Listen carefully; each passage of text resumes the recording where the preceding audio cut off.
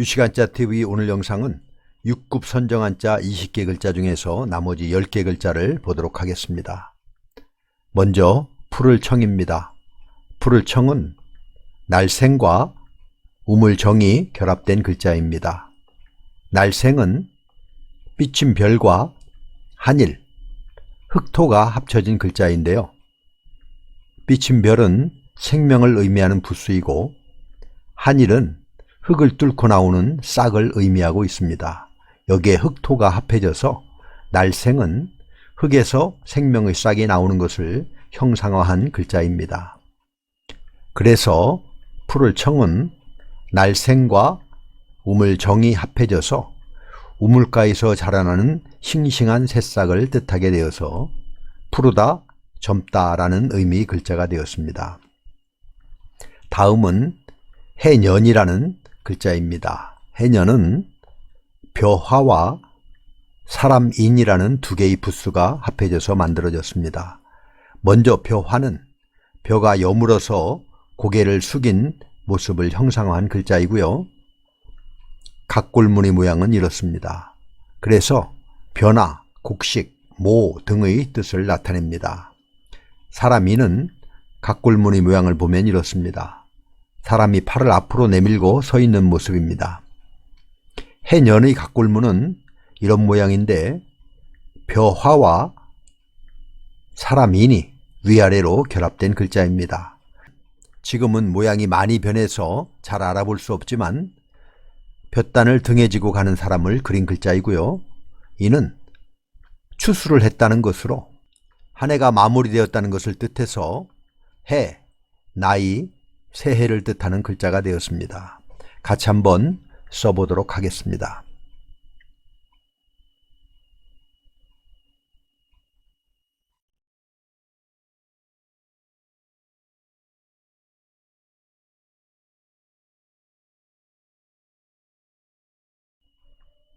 발을 정을 보겠습니다. 발을 정은 한일과 그칠 지가 결합하여 만들어졌고요. 한일이라는 부수는 나무젓가락 하나를 옆으로 뉘어놓은 모양으로 하나, 첫 번째, 오로지의 뜻을 가지고 있습니다. 그러나 여기에서는 출발선의 모양을 나타내고 있습니다.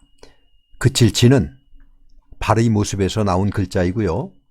발가락 5개를 3개로 표현했습니다. 그리고 발등을 그린 모양입니다.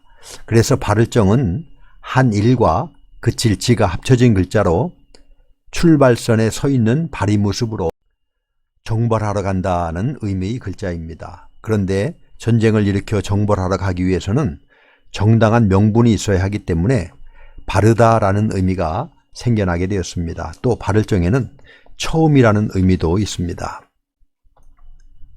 그럴문을 보겠습니다. 그럴문은 점괘효라는 글자의 모양이 변한 것인데요. 점괘효는 점을 치기 위해 음이나 양이 표시된 막대기들이 흩어져 있는 모습입니다. 이 막대기들은 점을 치는 데 사용되는 것이지만 숫자를 세거나 계산을 하는 데도 사용되기도 해서 이를 계산하는 데 사용하는 막대기라고 해서 산가지라고 부릅니다.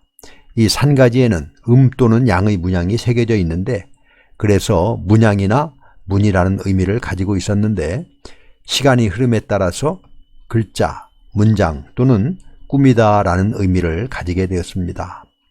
그럴이라는 말이 월은 문장을 뜻하는 순수한 우리말입니다. 같이 한번 써보도록 하겠습니다.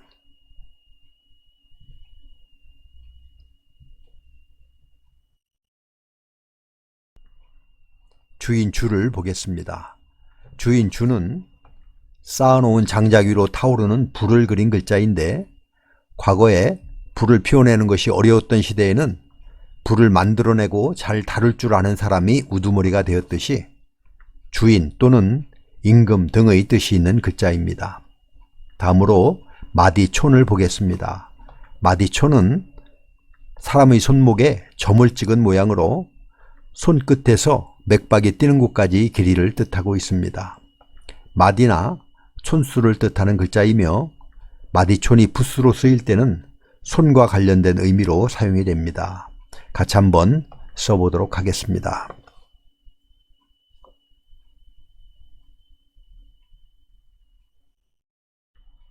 아우제를 보겠습니다. 아우제의 근무는 이런 모양입니다. 이것은 창의 촉과 창자루, 그리고 이 둘을 연결시켜주기 위해서 묶는 질긴 줄을 그린 것입니다. 이때 창의 촉이 빠지지 않도록 줄로 찬찬히 순서에 맞게 잘 감아주어야 하는데, 그래서 원래는 차례나 순서를 의미하는 글자가 있는데, 창의 촉을 형으로 아래의 자루를 아우의 개념으로 받아들이게 되어서 아우나 동생이라는 뜻으로 사용되게 되었습니다. 그래서 차례라는 의미의 글자는 대나무 죽을 더한 차례제를 만들어서 사용하게 되었습니다. 지아비 부를 보겠습니다. 지아비 부는 한일과 큰 대가 결합한 모양입니다. 큰 대는 사람이 발을 벌리고 서 있는 모습이고요. 한일은 머리에 꽂은 비녀를 그린 것입니다. 고대 중국에서는 남자들도 머리에 비녀를 꽂아서 성인이 됐음을 알렸는데, 그래서 지아비 부는 성인이 되어 상투를 틀고 비녀를 꽂은 성인 남자, 즉 어른을 의미하는 글자이며, 지아비, 남편, 장정 등을 뜻하는 글자입니다. 같이 한번 써보도록 하겠습니다.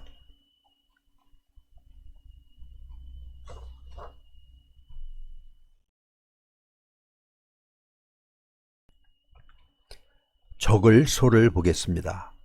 먼저 작을 소를 보면 모래알갱이나 작은 조약돌을 작은 점 3개로 콕콕콕 찍듯이 그린 것입니다.